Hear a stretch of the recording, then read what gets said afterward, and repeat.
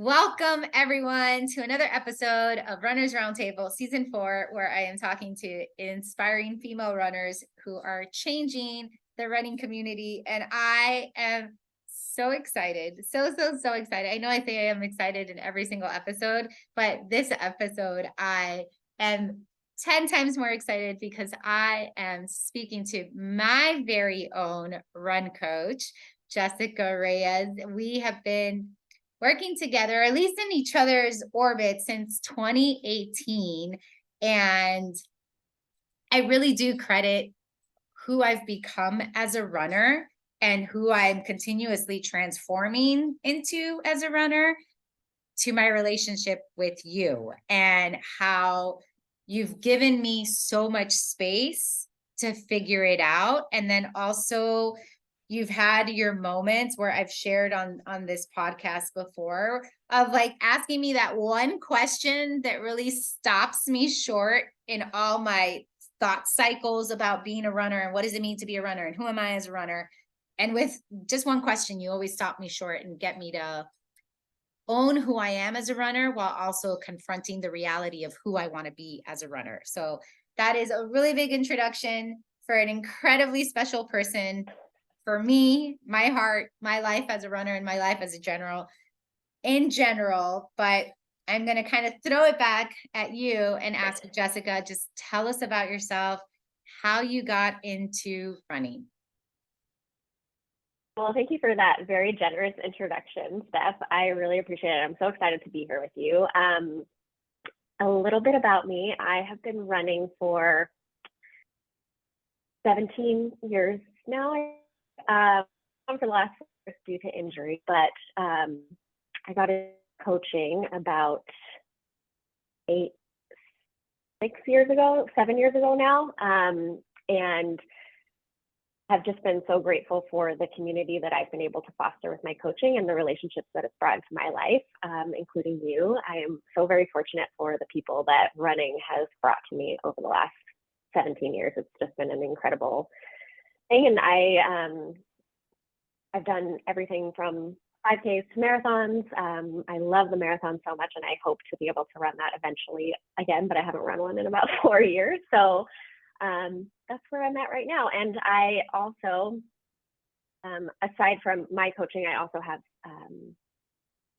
a group of 7 other coaches, female coaches on my team, who we help hundreds of athletes every year to achieve their running goals. And it's certainly one of my proudest accomplishments is not only supporting athletes, but also female coaches and helping them to get into coaching and mentoring them in their coaching journey too.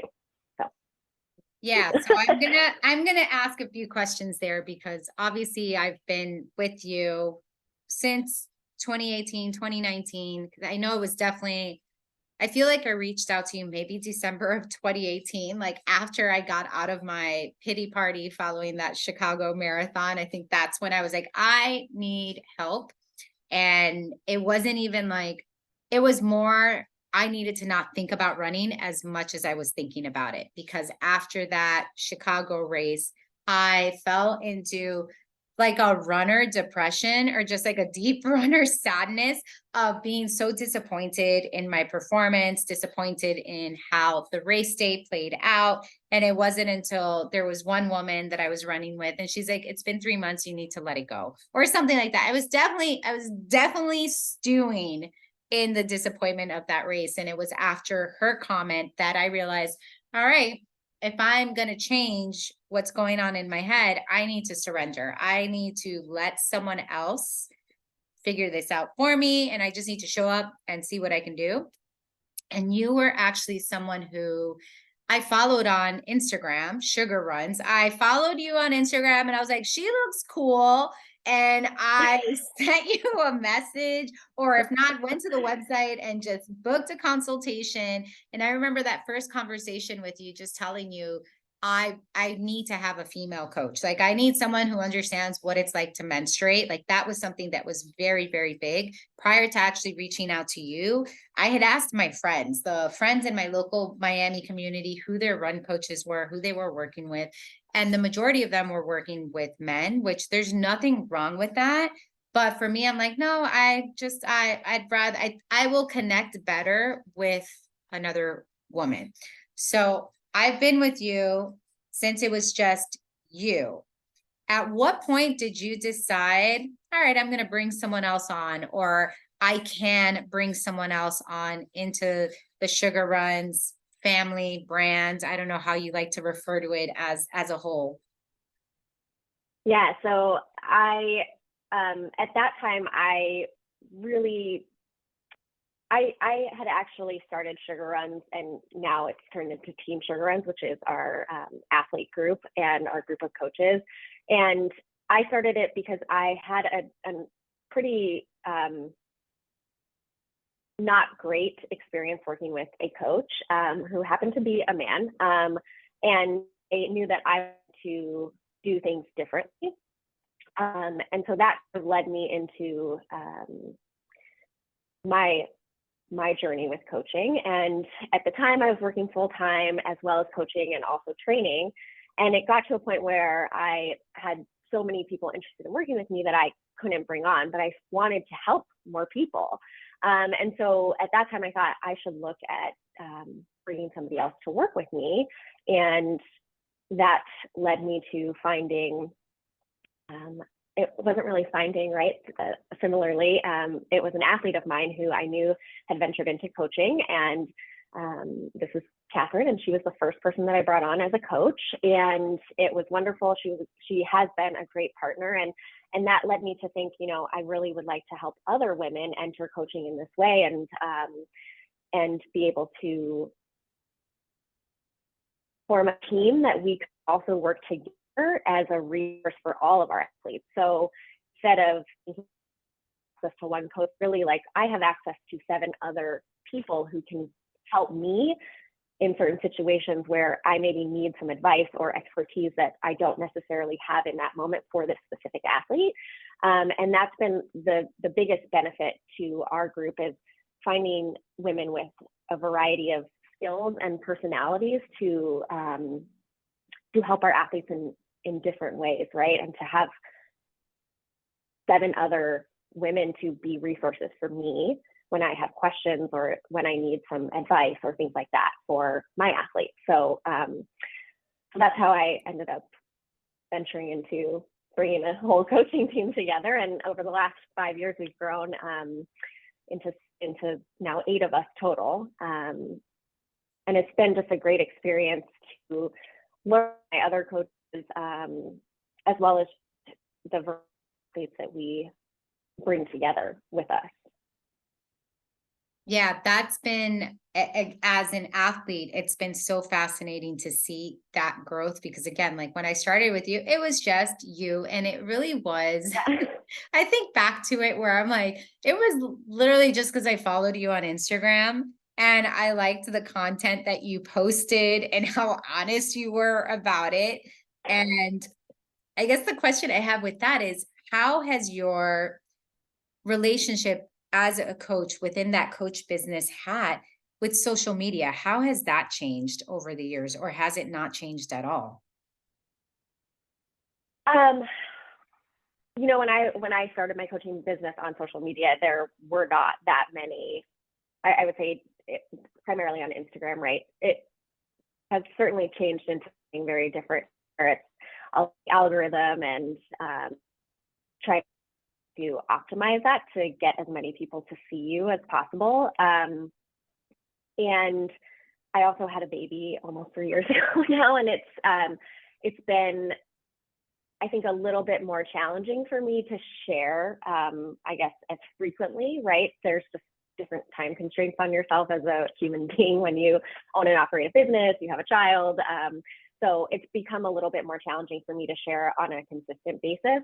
But it's helped me more direct my efforts in social media towards our team versus my personal Instagram. So that's where our Team Sugar Runs Instagram page has been a place for me to share, general running information. And I really have enjoyed focusing more on that, and also being able to share our team successes, and less about myself, right? Because it's no longer me, right? So it was before, when it was just me and Catherine, or just me and Deborah, or, it was still a lot for me to share, but now it's really about our team and not really about me anymore. So that's been I think, good shift for me too, to really focus more on the team as a whole. But I do still love sharing my own running journey when I can on Instagram, which has kind of been a little rough the last year. So there hasn't been much to share in that respect. But yeah, definitely Instagram has become a completely different place. And I would also say when I started, it was, so much easier to be seen by people, which is certainly what has allowed me to have much more success and to maintain that, right? Yeah, I mean, social media is such an interesting thing because with the changing algorithms, you definitely see a different level of engagement. And I'm curious why you decided to separate the two. Like, was that a very intentional choice to be like, okay, Sugar Runs is me, my personal, but then Team Sugar Runs is the team? Because I feel like there are some coaches that I don't even realize they're a part of a team until there's a post and I'm like, oh, wait a minute. I didn't know this was a whole team situation here. I thought it was just you. So was that an intentional choice on your part to separate the two?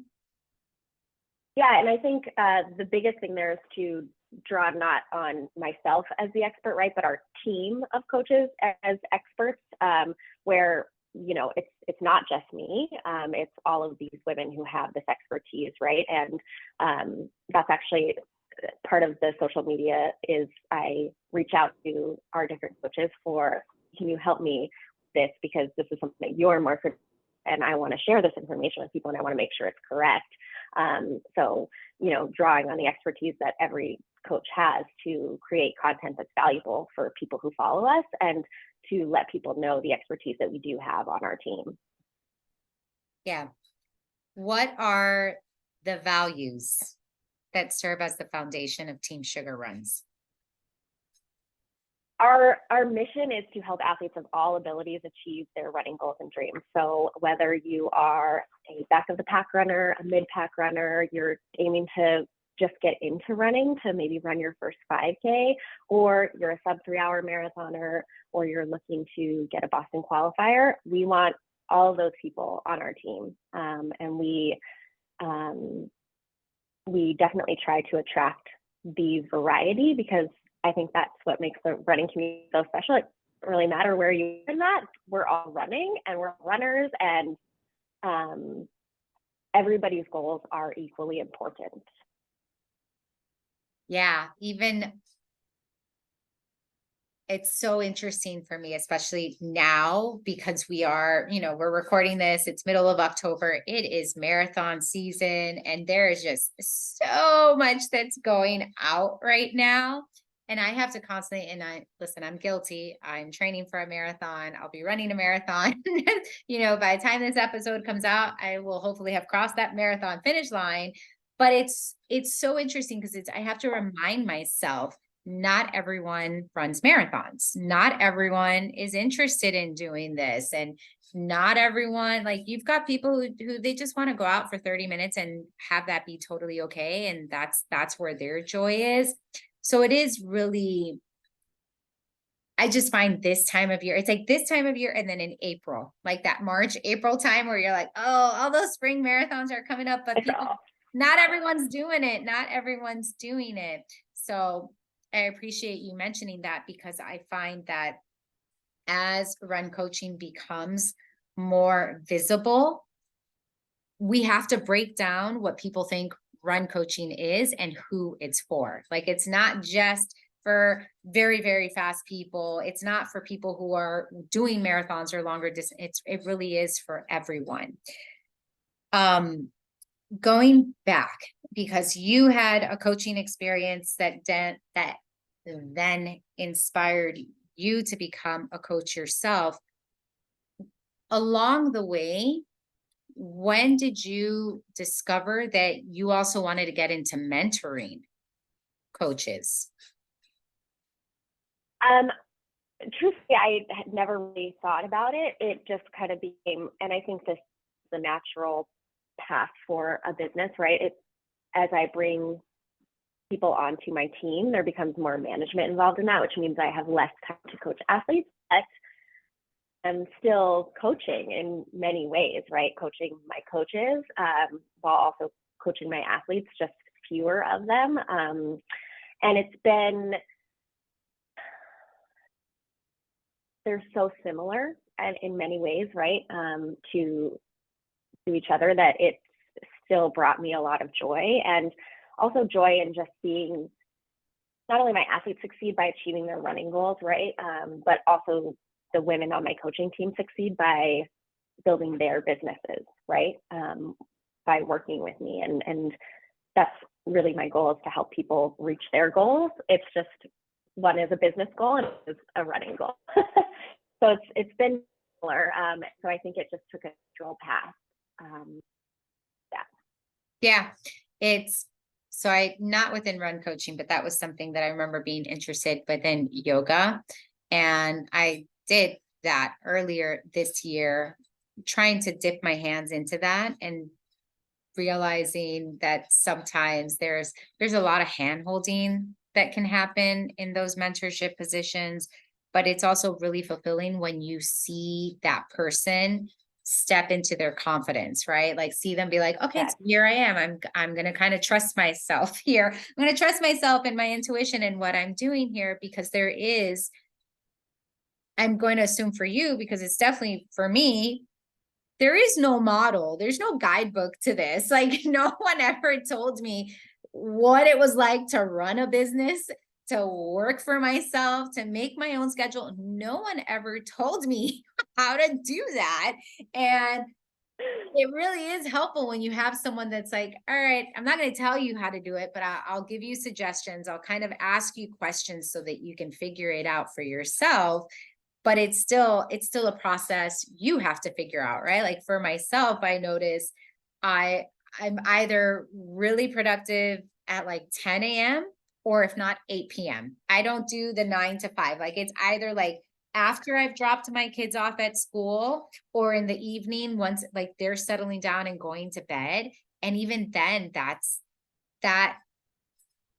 sometimes creates challenges for me because of boundaries. So for you, that you have this business, you're mentoring coaches, you're also working with athletes. What does boundary setting look like for you in a way that makes everything you do sustainable?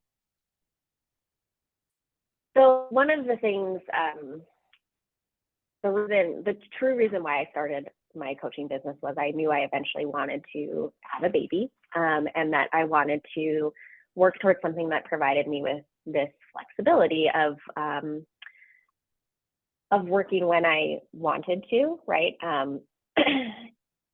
And so for me, it's about creating boundaries around my son now. So working really, really hard when he's at school, which is in that 9 to, well, it's really 8 to 3 time. So really dedicating myself during that time to get as much done as I can, whether I want to or not. And then when he gets home from school, I get to spend my time and focus on him. And it's been extremely challenging, right? Because there's just, you don't ever turn your business off, right? So there are times when I'm with him and I have something I have to get done. But it provides more flexibility than a 9 to 5 job ever would. And that's been my biggest goal. So it doesn't ever really feel like I have a break because I have a toddler. So you saying that you work at 8 p.m. is incredible to me, because by that time I'm dead laid on the couch. Like I cannot do anything else. But it's helped me realize why I worked so hard and why I continue to work hard to run my own business, because I am able to be with him, which I would never have been able to do that. And so it's very rewarding to create something that has allowed me to be with him as much as I can. Yeah. And I can tell you that as he gets older, certain things do get easier. The reason I can do stuff at 8 p.m. is because my kids, I can tell them, you're on your own, like go for it. You know how to bathe yourself, get dressed. Like you can do all, you don't need me to do any of that anymore. So in that way, it definitely becomes a little bit easier. And it's funny how when kids get older, they just need you in such different ways. And it's not so much being with them all the time as it is being with them in the moments that really matter, right? Like there was one time over the summer, we were living somewhere else in the summer, and during the day I had taken my kids to the beach, and my oldest was like, "Mommy, don't you have work to do?" And I'm like, "No, I've moved my schedule around so that I can do this, take you to the beach." And then later that evening we went to go get ice cream, and there was just an email, there was something that I had to post, and she's like, "Really, you're working now while we're waiting for ice cream?"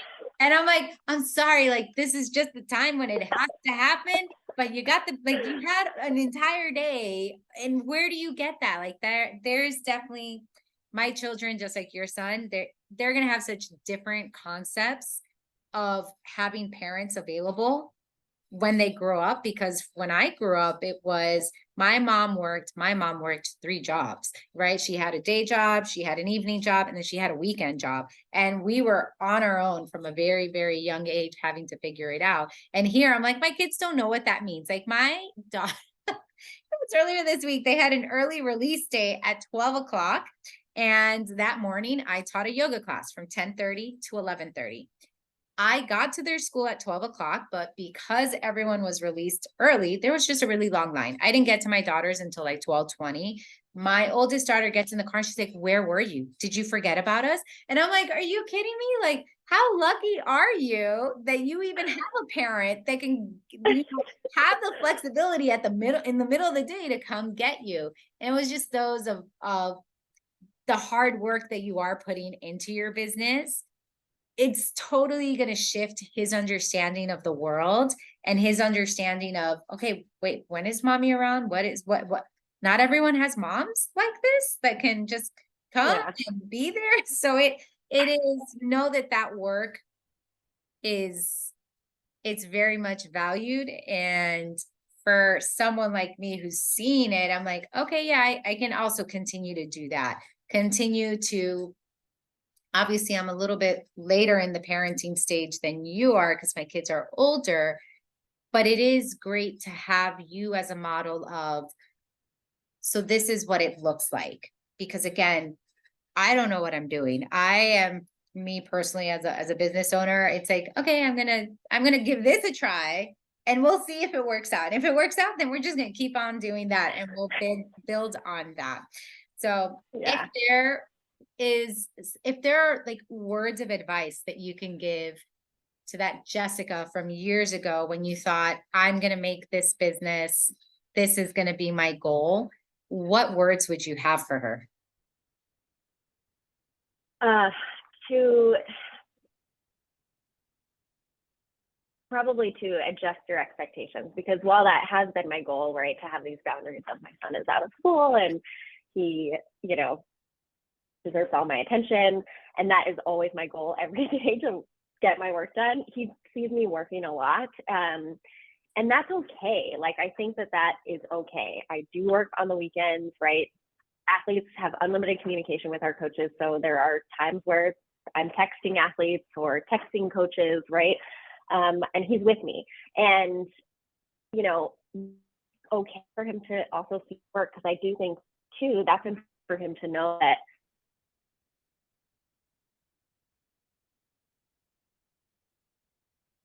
Oh, wait, I can't hear you. When he's out of school, you need to be with. Oh, now I do. Okay, I hear you now. Wait. Okay. Yeah.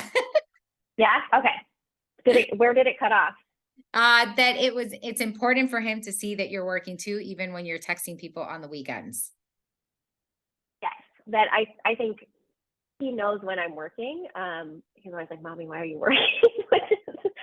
It's a sad thing to hear from your child, but I think it's also important for him to see that, I'm working hard so I can be here with you.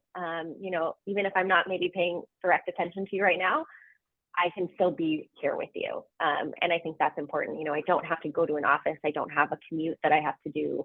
I don't have to leave you in extended daycare hours because I worked hard to do this. And it was something that I really wanted for myself when I became a parent. And so my advice to my old self would be, it's not going to look perfect, but you're doing a great job. So just keep doing it. Just keep going. Just keep going. So now, the you of today, if there is something that you would want to send forward for the you of the future to receive, what do you think that would be? No, that's such a good question.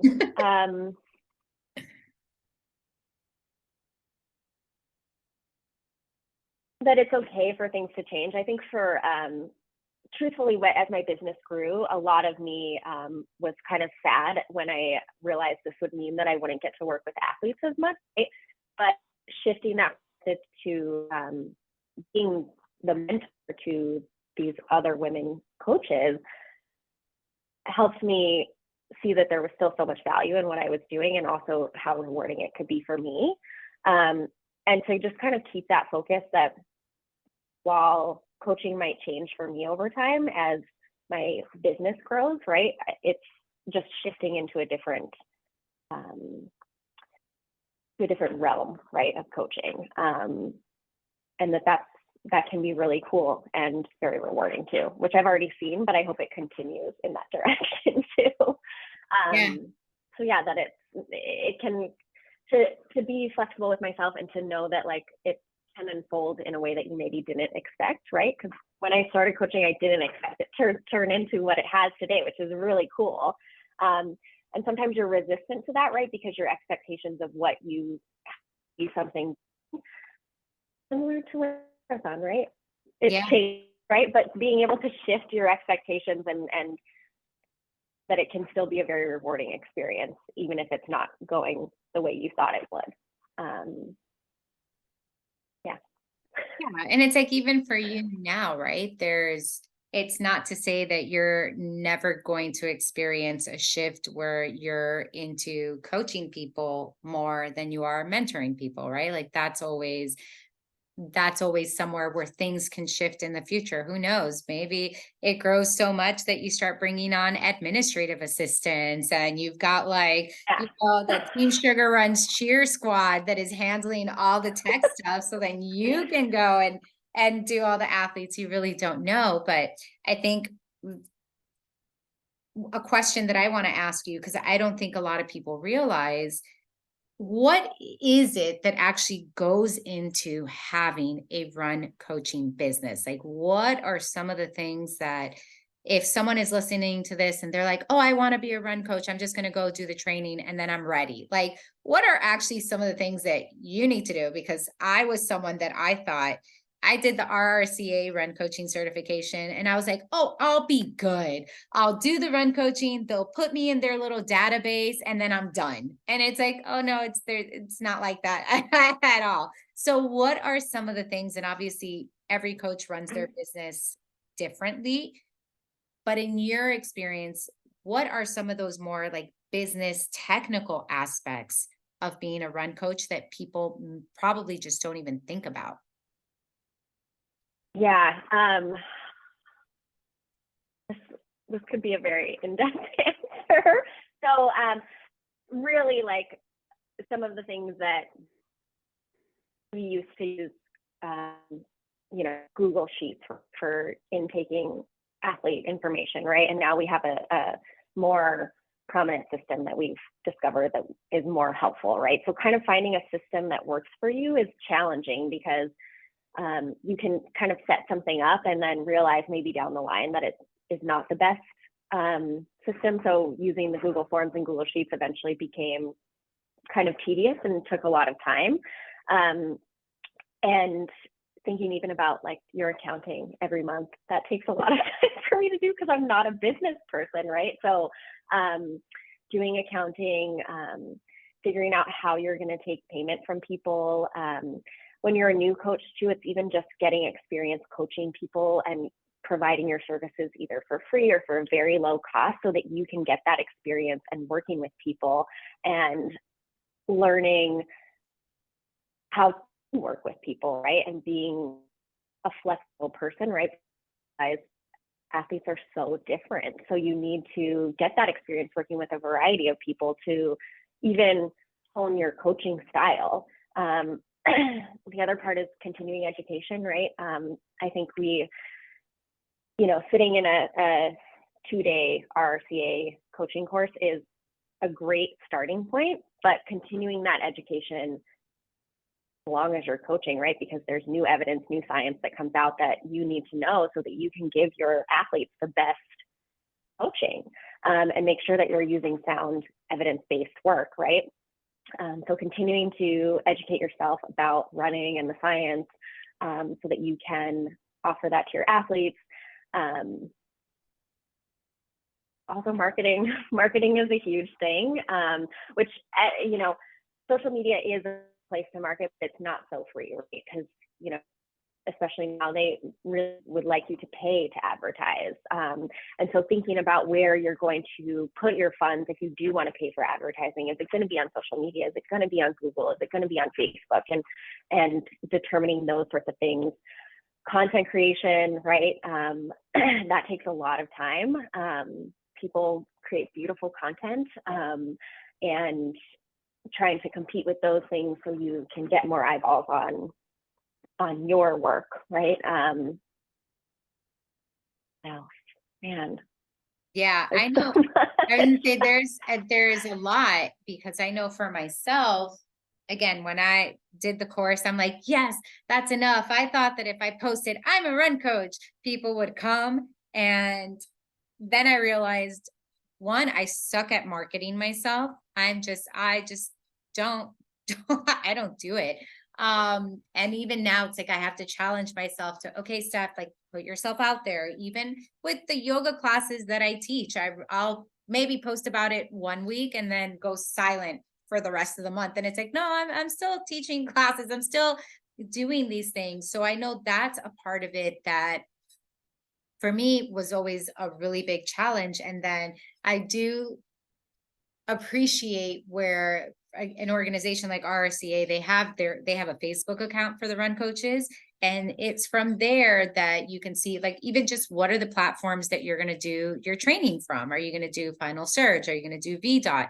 Are you going to stick to an Excel spreadsheet? I know coaches that what they do is they send out an email with, here are your workouts, and that's it, right? Like, there's such a variety of ways to approach it that when I left that run coaching certification, I really honestly thought that just saying I was a run coach was enough to make everything else happen. And then you realize, no, there's actually some upkeep that you need to do, whether it is marketing yourself. And even, I love that you brought up the discovering your coaching style, because you can't discover your coaching style if you're not working with anybody. Like, you have no idea what your coaching style is if you're not coaching anybody.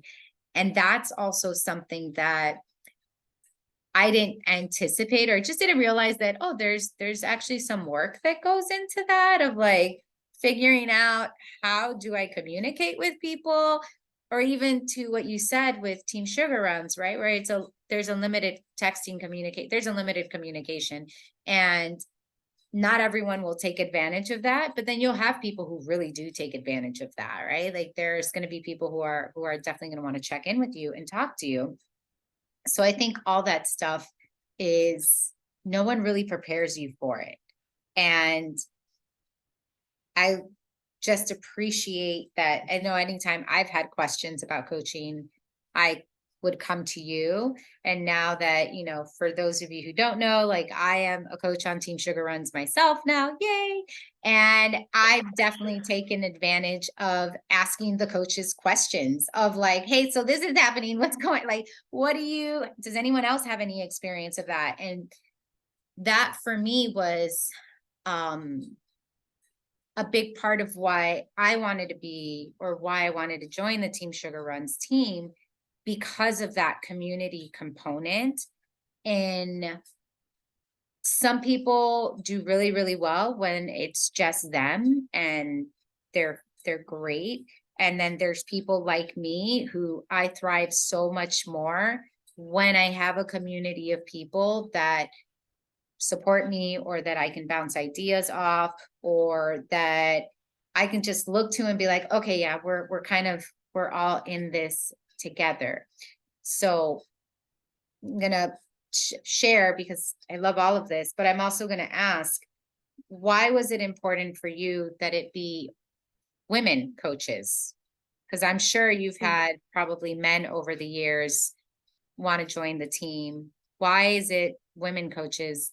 Why is that important for you? I think it's most important because there are not a lot of women coaches if you look at professionally, right? When we're talking about professional teams. And I think it's a lot harder for women to pursue something like that, right? But also because there's, I think, more female runners that I would pursue coaching too.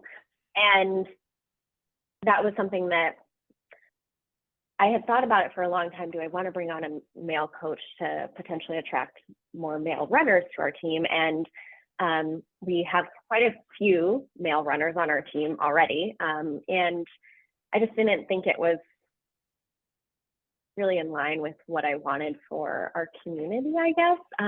Primarily, there is something so unique about working with female athletes too, that a lot of times I think men sometimes just miss, right? And some men are very aware of that stuff. There's lots of certifications you can take on things like menopause or how to work with female athletes, and you can learn a lot about it, right? Women, I think we're already aware of those things, whether we've taken those certification courses or not, that those things are happening. And I think it's a lot easier for our female athletes to talk about what's going on with their feet at certain times of the month, what they're going through as they and that becomes a more open space for them. And so it was never truly intentional until maybe a couple years ago, where I realized I do think I really only would like female coaches, but also to support other female coaches who want to grow their business. And that for me was the biggest thing, right? Like, this is not just about supporting our primarily female athlete base, but to support other women who are pursuing this as a business, right? And taking you seriously and being supportive of what you want for yourself in your business too. So that's been my main goal with female coaches and hiring them.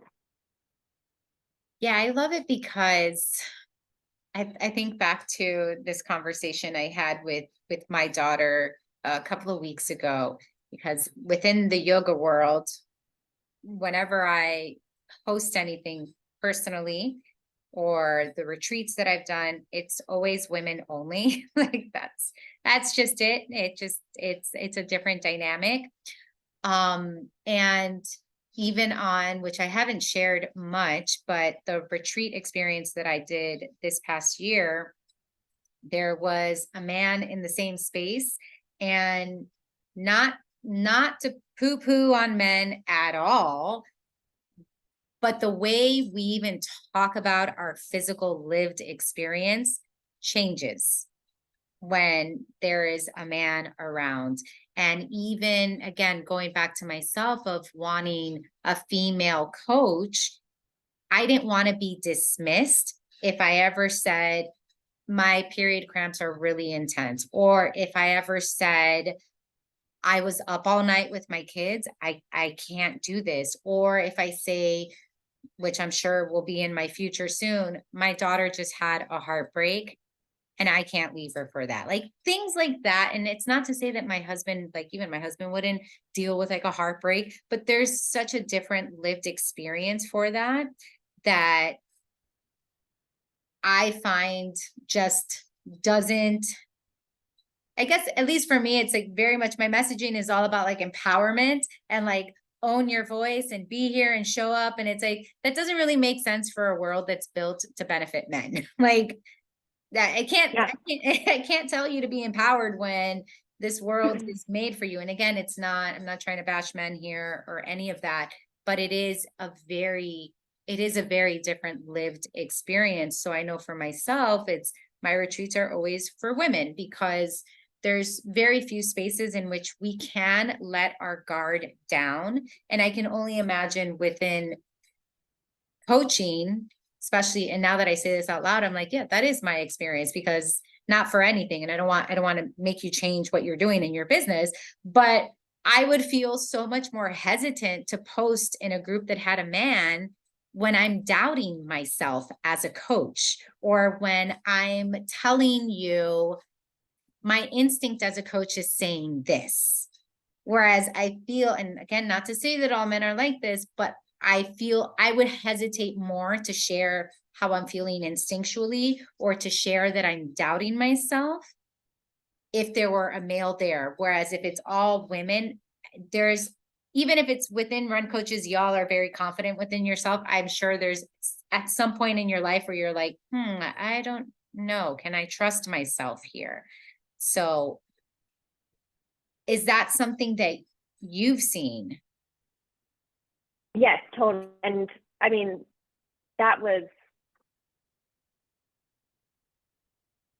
I agree with everything you just said. And that is truly why, like, having a group of female coaches has been the best thing for my experience too, of being able to mentor people, right? Because you're more open to suggestions, right? You're willing to ask questions. You're willing to also take feedback, right? A lot, I feel like, better.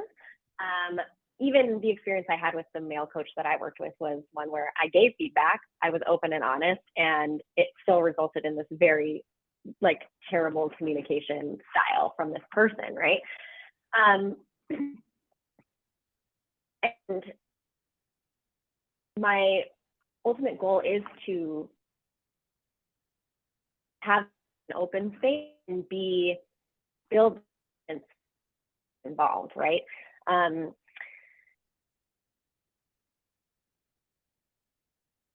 I don't know where else to go with that, but I do feel that way, right? And I do feel like a lot of people come to our team because we are entirely female coaches, right? That's what our team is. And I do think that attracts a lot of people to us. You find more compassion, right? Like, if you have to miss your run because your child is sick, I'm not going to give you any other feedback than take care of your child and take care of yourself, right? And there's just this response that is maybe a little bit more compassionate, right? That you would expect from a female coach, maybe, than a male coach. I worked with plenty of male coaches in the past, right? I played soccer for 20 years too. That was all I had was male coaches. And I'm almost sad that I never got to experience a female until I was in my 30s with my running coach, because that was an experience for me where I thrived so much. And that was a huge shift for me, to be able to have that female support, right? And to be able to be more open with this person about things that I was experiencing and fears that I had, even about having a baby, right? Those sorts of things that I could openly talk to this person about because she knew what I was talking about. Not because she had a baby or anything like that, but because she was a woman. And she just knew what I was going through, right? So, and yeah. Yeah. And I don't know if I answered the actual question. No, you did, because as you're talking, I'm like getting goosebumps, because I always tell people when I talk about my run coaching relationship with you, I always say that you've grown with me as a coach, as I've grown as an athlete. And like hearing you talk, again, I have goosebumps here now again, because I'm like, holy smokes. Now I really realize why I didn't want a male coach. And it's because I didn't want someone that was going to be so rigid with their approach that they wouldn't allow me to be me. And again, like, I think back to all the conversations we've had where it's like, I feel like we went through a very long period of time where it was just like effort-based workouts. Cause I think you understood that when I saw the numbers, my brain just fried and I couldn't do it. So I always tell people that of like, like how proud I am to have selected you as my run coach because you've grown with me. And anytime I've thrown any ideas at you of like, I want to try this, or can we do it this way? You're like, okay, let's do it. Like, sure, that's fine. Let's do it. And again, and I'll say this, I've never worked with a male coach. I've never worked with a male coach. I've seen male coaches, and I'm married to a husband, married to a man, I'm married to a husband. I have a husband, I'm married to a man, but we did baseball growing up, and it's from the stories I hear, it was always like, this is the way you do it and you don't do it any other way. And that was something for me with running, that I think it was just really important for me to be seen. And hearing everything you're saying, it's like these little light bulbs of, oh, yeah, that's why it's important. Because again, like as a woman, I don't have to experience what you're experiencing exactly to know how you're feeling. I don't have to know what it feels like to doubt myself when I show up to do something, because that is an almost universal feeling for all women, where we doubt ourselves when we show up to do something new, right? Like there's so much doubt. And so to me, it's like, oh, yeah. Oh, here it was because I wanted to be able to talk about my period with the coach. That's what I told myself. And it's like, oh, actually, it's something way deeper than that. But Yeah. I'm not going to say that all female coaches are that way, because I know not all female coaches are that way. But I guess the question I have for you, when people, and you have female coaches who say, oh, I want to join Team Sugar Runs, how do you feel them out? And how do you really determine like, okay, this person is aligned with the compassion that I want my athletes to feel with really it's again, and if anyone's who's, listening to this, follow Team Sugar Runs on Instagram, because you'll see just how everyone is celebrated. And it's just not, I don't know if it's unique to that. I'm trying to think of like what other coaches I follow. I follow a lot of run coaches, but I'm trying to think of which are the coaches that are part of a greater group and how it works, because the individual coaches that I can think of, they celebrate their athletes a lot. And I'm just trying to think of, but where are the coaching groups that do that as well? And my brain is drawing a blank on that. Not to say that it doesn't exist, but I'm curious in terms of, for you, when people reach out to you, what are the feelers that you put out back? So you mean reach out to become a coach with us? Mm-hmm. So the first thing is what their goals are for their coaching, right?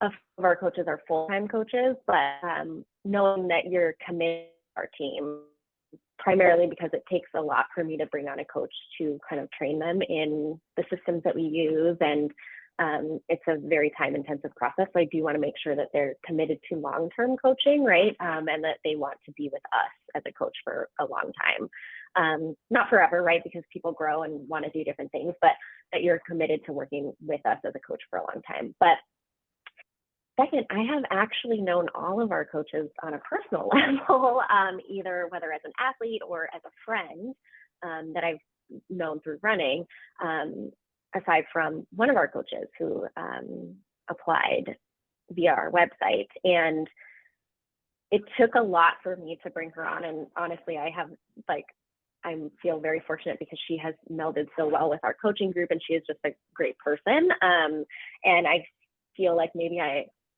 they're very left, or I have good feelers, but it's me talking to you. Oh, hold on. I lost you again. Wait, can you hear me? Oh, am I the one that's frozen? Hello, hello. Hold on. Can you hear me?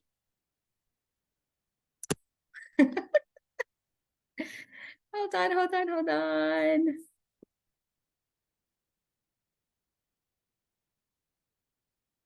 You can't hear me? Oh, no. Okay. Let me,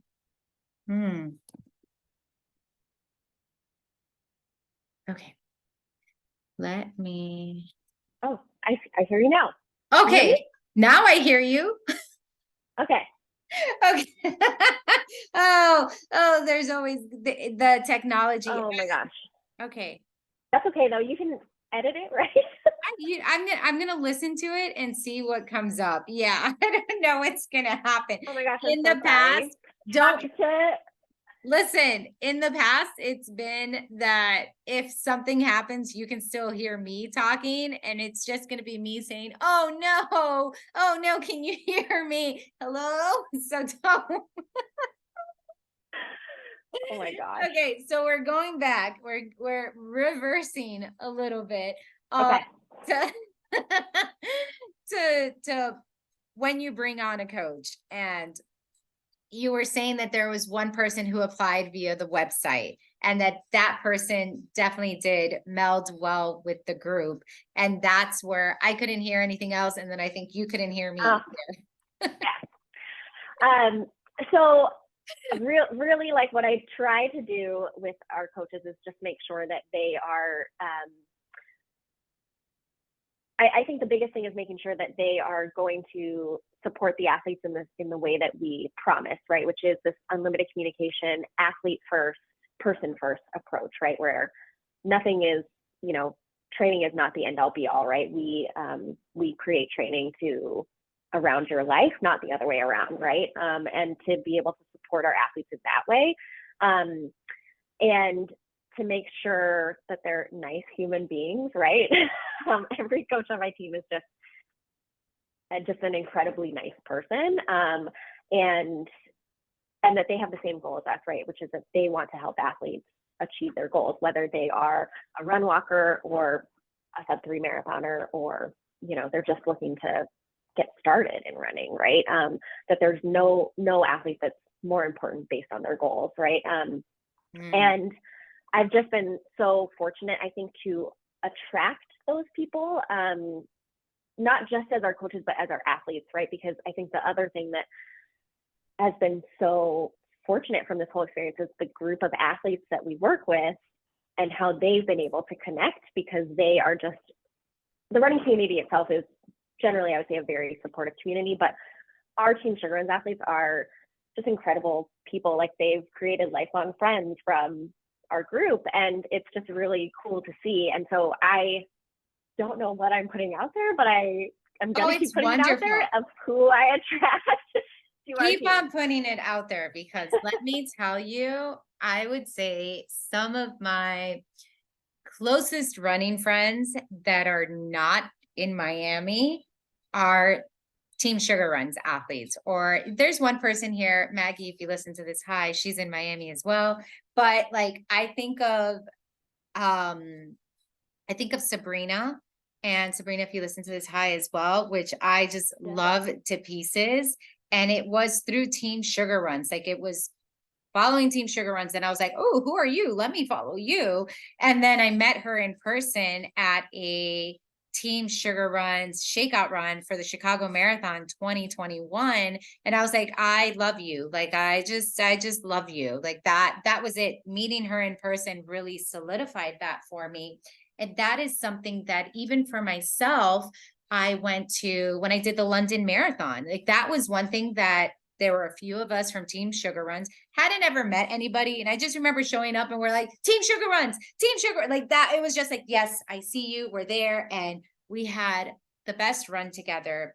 So I can second whatever that is that you're putting out there. And now that I'm trying to put out there as well, and on behalf of Team Sugar Runs, it really is, because truly it is some of the most, like, the people's posts that I look forward to are some of the Team Sugar Runs athletes. Or if not, I just feel so much more invested in their running journey and in what they're doing. And even a few weeks ago, there was such a big group running the Chicago Marathon. And I'm like, I'm going to do that next year. I want to be there. I want to be there so that I can run with the banner or hold the banner or all of us together, because it really, the running community as a whole is beautiful. It's wonderful.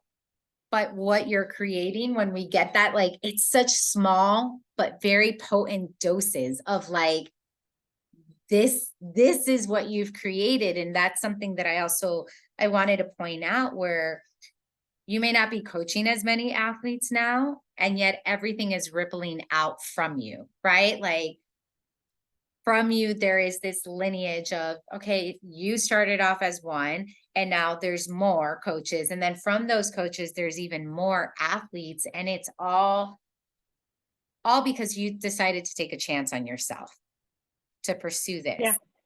right? Like, there's no mold for that. But I can say, as an athlete and now as a coach, and even for me on the coaching side of things, like, I personally don't like to work with brands or don't do anything with the brands unless I personally support them. So for me, when I was like, I get to be a Team Sugar Runs coach, cool, because I'm just going to keep doing what I do. Like, I'm going to keep doing what I do and tag Team Sugar Runs, hashtag, or wear my shirt to races, or I'm just going to, what I've been doing, I'm going to keep doing. And I feel like you and the culture that you've created within Team Sugar Runs really makes it easy to do that, right? Like, it makes it easy to be proud to represent the team. And I guess hearing that, how do you feel?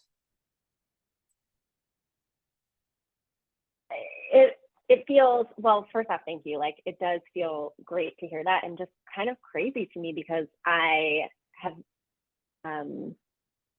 never imagined it could be as great as it is. And truthfully, I have to give my husband some credit, because he is the one who pushed me to pursue coaching, and then encouraged me to look for another coach. And I think it's because he saw something that could be really great that I maybe didn't see initially. And it's still wild to me that I obviously didn't build this by myself, right? It's not just me anymore. And that is what I love about it, right? I started it, but it's because of the people that I've been able to bring together. And that, it's just, honestly, I'm amazed that this came from me, which shows my confidence, right? Like, how could I even imagine this would happen, right? This has been like the greatest thing I've ever pursued. And I'm just so glad that I didn't give up on myself, or didn't think like this is going to be really hard and I don't want to work that hard, or I don't, what if it doesn't work out? I had to stifle all of those thoughts and just keep moving forward. And I never, ever would have imagined it would have turned into something so great.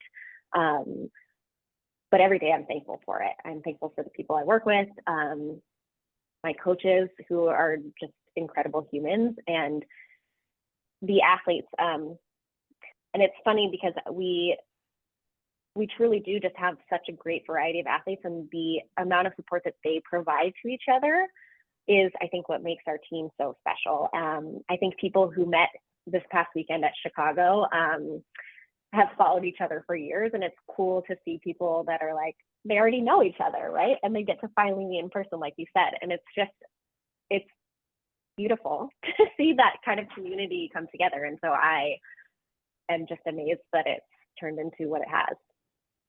It's like you're a mother multiple times over, right? Like, this is what you've birthed into the world, and now it's everything else kind of ripples from that. And it really is impressive to see. And it's something that I feel like, of all the women that I've spoken to so far for this season, there's a quality that you all have in common. And it's that something happened to you, and then you made a choice to do something different, to take action, right? Because you could have had that coaching experience that you had that was not an ideal one. And you could have been like, I'm done with this sport, or I'm not going to do anything else, or I'm just going to find someone else. And yet you decided to, it's not even parallel, but to really like face that front on and then change the story. I mean, you got to give yourself like the biggest round of applause you can for that, because it really does it for me as a lover of this sport. Nothing can break my heart more than hearing that someone had a bad coaching experience, and because of that coaching experience, they decided to stop running, or they took a really long time from running, or they doubt themselves as runners even more because of a coaching experience that did not go well. And it's not to say that every coaching experience and every coaching relationship is a perfect match. It's not. I did an entire season 2 with 26 conversations about this and the importance of the athlete matching the coach, because no two coaches are alike. So even here on your team, all the coaches are incredible, but all of us are going to be really different, and even different from you, and different from each other, and different approaches and different ways of speaking and communicating. And so I think I'm just always I'm just in awe of how you could have that experience and the way you switched it for yourself. And then you switched it for yourself so big that you've created opportunities for people around you. You know, like you didn't just stop at yourself. And even if it was your husband that encouraged you, like, listen, my husband can tell me to get on a budget every day of his life, and I'm not going to listen to him. Okay. Right? Like, it's just not going to happen. Right. Deep down, I wanted this as badly as he was encouraging me. Right. I think I was motivated by myself, by my experience. Right. But also then seeing that I could provide these opportunities to other people to pursue coaching as well, but also to provide opportunities to athletes to have a better experience across the board, right, with what they might expect from coaching, which is, and I think you said it great, like not every coach on our team is the same, right? We all have that athlete first approach, right? But how we communicate, the type of training that and how we might train an athlete is different, right? And I think that's the biggest thing, is making sure that we find the right match for an athlete. And sometimes that might not be us. And I think going back to what you said about encouraging coaches who are maybe just getting started, to know that you will not be a great match for everybody, and that you might not have the expertise to work with a specific athlete yet, right? And I think that's the important thing that is, I guess, easier now to recognize, you know, when we maybe aren't the best fit for somebody, to be able to refer them to another coach that you might know, right? Because the goal is still just to help athletes, whether it's under our team or with somebody else. Yeah, listen, it's even with everything, because even as a yoga teacher, I say that all the time. I am not the teacher for everyone, just like not everyone is the student for me. And it's totally okay. It's fine. There's a way that I like to do things. And if you don't like to do it, there's someone else. And I think that's one of the most beautiful parts about what you're creating. Again, like you're going to leave this conversation with like your head really big because of how I'm complimenting your ego, right? But it's even just thinking of, again, you saw something, experienced something, and then changed it. But along the way, you're bringing other people with you, right? Again, not everyone does that. Not everyone says, now that I've become better, let me help others become better as well. Not a lot of people do that. And a lot of people are focused on their growth, which is fine. And it's really not to knock anyone down, but it's also just to highlight that the choices you've made have not only helped you grow as a person, but you're also bringing other people with you. So I find that it's what you're doing and supporting women as coaches. And this is like going deep, but it's also, I feel like for me, it's always that reminder of like, I don't need to compete with any of these people. I don't need to compete. I don't need to see another woman and be jealous of her and feel like I need to compete against her and feel like I need to compare, like none of that. And I think that's something that, do you ever think about that? I think comparison is always something that we're thinking about, right? I think this is oftentimes what we struggle most with as runners, as athletes, right? Is trying to get out of that comparison. And I think seeing other people succeed makes me want to work harder. And that's kind of been well, if they can do it, then I can do it. And that's a much, I feel like, healthier approach to comparison, right? Is if that person can do it, I can probably do it too. And that has been something that's kept me more focused on myself and what I'm doing, while existing in this world of growing field of coaches, right? And businesses, and also kept me sane as an athlete too, I think. Because when you try to think internally about what those feelings mean, right? You're jealous of somebody and that's the feeling that you get. It's probably because you want those things for yourself. And then what are you doing to get those things? So rather than being jealous of somebody else's success or somebody else doing something that I think I should be able to do, I have to put my head down and get back to work if that's what I want. And so that's been a good perspective to, of course, when you're a coach, right, you have to think about there's competition because at the end of the day, you are a business, but also to continue to look internally to how you can make the best offering to the people that you want to attract to your team too, and what that looks like. So kind of always evaluating that, but not in the sense of I want to be like that person, right? Because what I want to offer is unique because I'm unique, right? And so is my team. And so thinking of it in that way has been very helpful to not get stuck on I'm not doing enough or I'm not good enough or, just what else can I do to make this better for everybody on my team. So keeping it more internally focused, I think, Yeah. has been And helpful. no, and it's so interesting that you say that because it really, not to put the pressure on you, but to, kind of put the pressure on you, right? Like the tone really does get set from you, right? Like it's you. And like I said, everything else ripples out from you. So if you're like, as I'm hearing you talk and you're like, okay, so I'm going to see what other people, my brain is already like going through the Rolodex of like, okay, so who do I follow? Who do I like? What are they doing? What can I do? Like, how can I, you're like my brain is already going through that. But it's because it's coming from a place of growth, right? I definitely struggle with the comparison things, not so much because I want to be like other people, but I struggle when people are like, this is the way you should be, and this is the best way. Like in those moments, I'm like, no, that's not the way. That's not the way.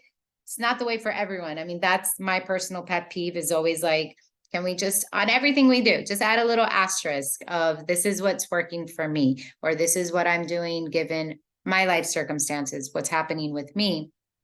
But that's my pet peeve. But I think, I think that's the hardest part about social media is that you see these successes, but you don't actually see what support system they have in place, how they're actually able to achieve these things because they have more financial backing, things like that, I do think it really does mentally take a toll, right? When you are always looking at those things to figure out why does it seem so easy for this person and I could never do something like that, right? And I think that is where social media has been so detrimental to just reality of what it truly takes to do that, and knowing that not everybody has the same support system in place. For 6 months, I didn't have childcare and I was running our business, and I barely showed up online, right? It was kind of a very floundering experience to then see other coaching businesses just kind of erupt, right? And become very successful. But knowing that I don't have any childcare, nobody knows that, but I don't. And that's just where I'm at right now in my life. And I can't get in this headspace of I should be doing more, because there's absolutely nothing else I can do with my time. And that is, I think, the biggest. Social media is so great for making these connections to other people, because otherwise I never would have met anybody on my team. But it's also very hard when you get stuck in those places where you think that it's a highlight reel, right? Yeah. One of the biggest gifts I've given to myself is once I feel that I'm going down that comparison lane, like I will stop myself and I will sit with the comparison and be like, how old am I? How old is that person? Does that person have a spouse? No spouse. Do they have kids? Yes. How old are their kids? How old are my kids? And when I do that, and it doesn't take long, but it's enough for me to remember, oh, there are some differences that are so big between my life and theirs. Why am I comparing? That was for me, the most freeing thing was that when I would see people in the beginning of running, it would happen to me that I would see people who started running when I did, and then they got really fast, really quick. And I remember thinking, what's wrong with me? Why am I not doing that? And now that I look back, I'm like, how am I comparing? Like, how did I compare myself to someone who didn't have kids, didn't have a husband? It was just them. So they could put in the time, the effort, they had the resources to do the training to help them be faster. But then also like genetics play a role in that too. So why, like, let me honor my genetics. But I appreciate you sharing that, because I guess partly why I asked that is because when I joined the team, or part of the reason why I was excited to join Team Sugar Runs, is because I've never gotten that vibe of, I felt like I'm joining a team and not that I'm in competition with any of these women. And that, again, like, it comes from you, of whatever it is you're putting out there, whether directly, indirectly, spoken or unspoken. It was very much so you are you, and your uniqueness is something that will be celebrated on this team. And again, whether you were intentional with that or not, that is something that I personally felt of, I'm just me, and I'm going to join this team as me, and I've got me to offer to the team, and not that I'm filling. And I think that might also be like part of my experience too, because that's when I reached out to you, is because I had a conversation with another run coaching team, and I felt like I was just filling a role versus being myself, if that makes sense. And I'm going to assume that that's probably every time you've brought on a coach, for the most part, it's been an organic process. Yeah. Yeah, entirely. And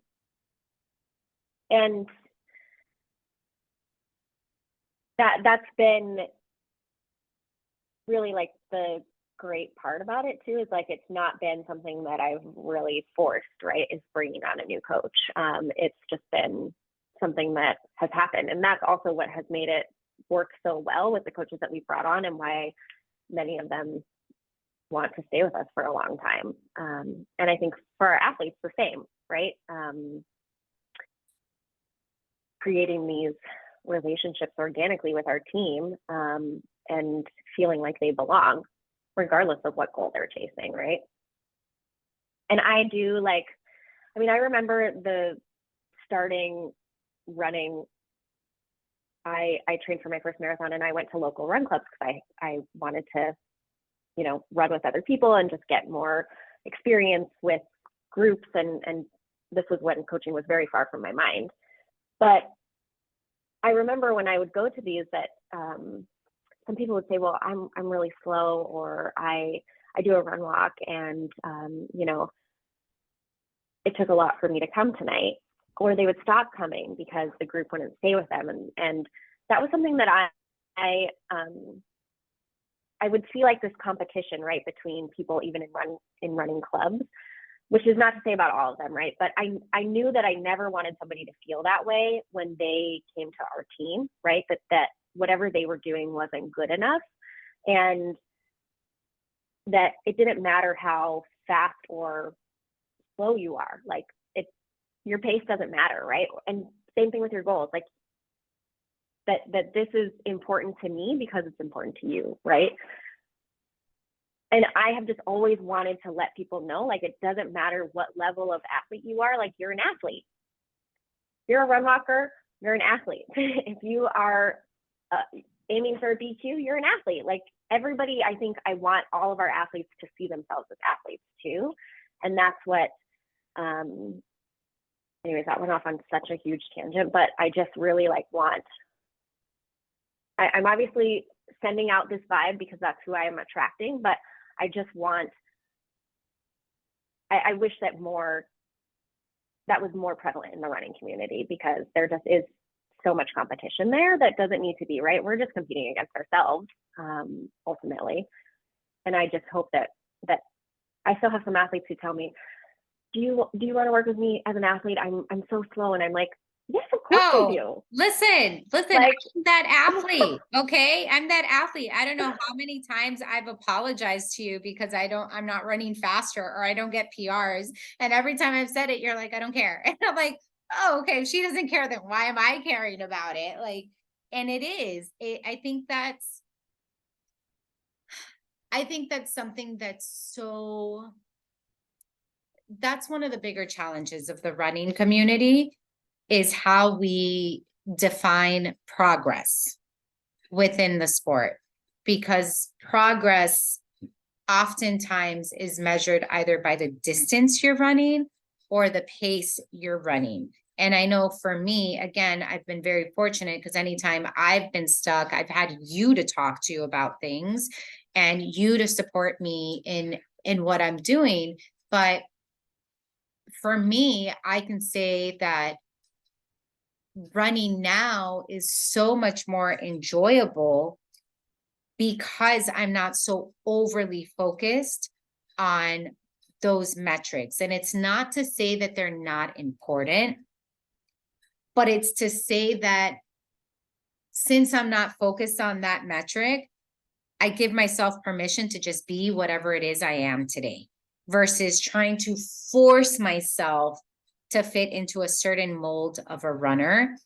And I'm with you. I mean, that's why I'm always like, I for my athletes, I'm always like, you can rest. Like, they're like, oh, but I can do this. I'm like, or you can rest, right? Like, we don't have to constantly we can rest, or we can take the time to celebrate ourselves, or we can take the time to question, why are we doing what are we doing? Like, why are we doing what we're doing? And I think it all changes because we have the conversations, right? It all changes because that's a value you have that then gets passed down to the coaches, that then each coach, all of us, right? Like, you can have a message, and then I'm going to have a message, and then I'm going to go share it to my Instagram account, and then everyone else is going to share it. So like, that's a message that we're all sending collectively. So the change comes there. The change comes from, again, like, you're the one that sets the tone for the team. But I think the team is also very much so flowing with that tone too, of like, yeah, like, we're all lovers of this sport. And as lovers of this sport, we want everyone, even if we annoy you by asking you to come join us for a run, or like encouraging you to go do a run, like, because we know how great it is. And the running community is a beautiful community, and it is wonderful. But there's messaging within the running community that we do have to work on breaking down. All right. I have like 2 more questions for you, because I just love talking to you. And I know. Okay, so the I told question, you we could talk forever. we totally can, we totally can. Okay, so then the question I have for you right now is, again, for the woman that's listening to this and that she's thinking, whether it's within running or not, whether it's starting her business or not, but whether she's thinking she can do it, what do you tell her? That she can. That the hardest part is not knowing, right? And holding back because you're afraid of failing, which I think as athletes and runners, this is the hardest part about. If you are a marathoner specifically, right? Those days can go very awry and your goal can fall down the drain after months of work, right? But you know that it's not wasted, right? So it's kind of just, you got to get back up and try again. And so if you want something, I want to encourage you to go for it, to seek out support within your personal community, and then to seek out support of potentially somebody in the same community that's maybe doing what you want to do, and reach out to them and ask them for advice. I've definitely had a lot of women and male coaches in my DMs on Instagram asking me how I did things, and I'll definitely respond to you. So it's worth asking for help, and don't think that you can't do it, because the only thing you're going to do is wonder forever whether you could have or should have taken that leap, right?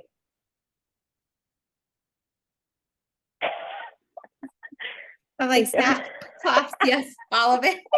All of it, because it's so true. It's like either you're going to wonder or you're going to give it a try and you're going to figure it out, right? And either it's going to be a success or it's going to be a quote unquote failure. But even from both, you're going to learn something about yourself, right? Like regardless of what it is, you're going to learn either how to do it again or how to pivot or how to figure it out. Or for me, that was something that I remember I would get so frustrated with myself because I'm like, I have all these ideas and then I'll do some of them and then I'll do it once. And then I'm like, okay, cool. I explored that. I'm done. And I would get so frustrated with myself because I'm like, why don't I commit to anything? And it's like, no, you just got to just try it out. Like try it out and see what it is. Otherwise you're going to be left with more questions than answers. So I love that.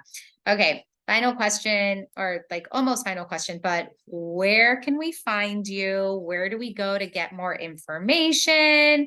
And then the true final question is just, what do you have coming up that we can celebrate you in?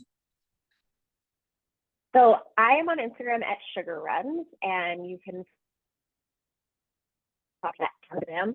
And our website is sugarruns.com. So go there if you're interested in coaching. We offer quite a few options to work with our coaches. So you can check us out there. And I am on my last day of wearing my boots for a stress fracture. So I will start my return to running in about 2 weeks. I'm really excited and hopefully will remain injury-free after this. But yeah, I'm going to be doing a return to running. I'm going to be on the elliptical and doing some run walks. And I'm just very excited to not be wearing a boot anymore. So that's what I'm celebrating today. And we celebrate you in that. And thank you for even that, sharing that story along on your Instagram. And I know that the past few years have not been linear, but if there's something I've learned from you and something that I now pass on to everybody else is that when we're looking to be in this sport for a long time, we accept that it's not linear and we just keep showing up. So thank you for being my coach. I'm very spoiled for being my coach and for coming on the podcast. Do you have any final words for us? Just thank you so much for having me. I always enjoy our conversations, and like I said, we could talk for hours, but this was just really great to be able to share about what our business does and how I've been able to help runners and women, and I just love chatting with you. So thank you for having me. I really appreciate it. All right. We'll see y'all next time. Bye, everybody.